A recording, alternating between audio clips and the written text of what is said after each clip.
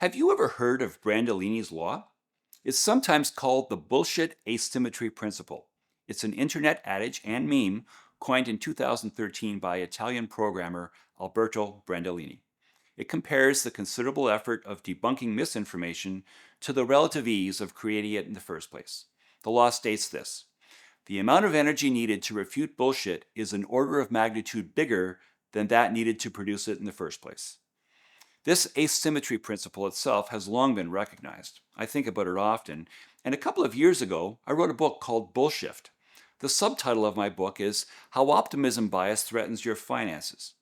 I could have just as easily said How Disinformation Threatens Your Finances. While these are somewhat separate concepts, they both pose genuine risks to investors. The problem, as I see it, is not only that there's a good deal of misinformation in personal finance, but that much of it is being espoused by regulated financial advisors who want to know better. Sadly, regulators are doing absolutely nothing to correct their errors. The distinction between disinformation and misinformation revolves around intent. If you say something that's false but believe it to be true, you're merely amplifying misinformation.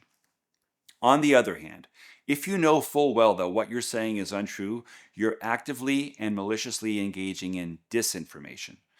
That was something I wrote about in a previous book, Stand Up to the Financial Services Industry. In 2016, compelling peer-reviewed research was released that showed Canadian mutual fund registrants chased past performance, were indifferent to product costs, and ran concentrated positions. All three of those transgressions have shown to be material many times over and for decades.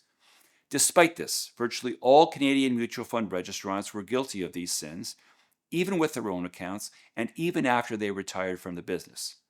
It seems clear that they honestly believed that what they were doing was correct, despite incontrovertible evidence to the contrary. Why do you suppose that is? It seems the answer lies in the distinction between disinformation and misinformation. And it also seems as though Canadian mutual fund registrants are guilty of spreading misinformation because they somehow, astonishingly, don't recognize that what they're saying is wrong.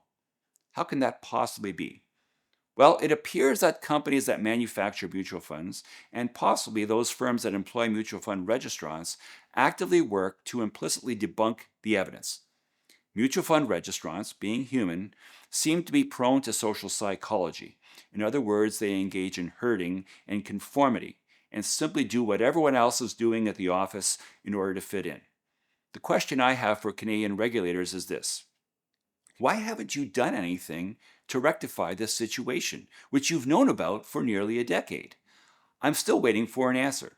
It seems to me that the Canadian mutual fund industry is exploiting Brandolini's Law. The bullshit is firmly in place, and to date, nothing has been done to dislodge it.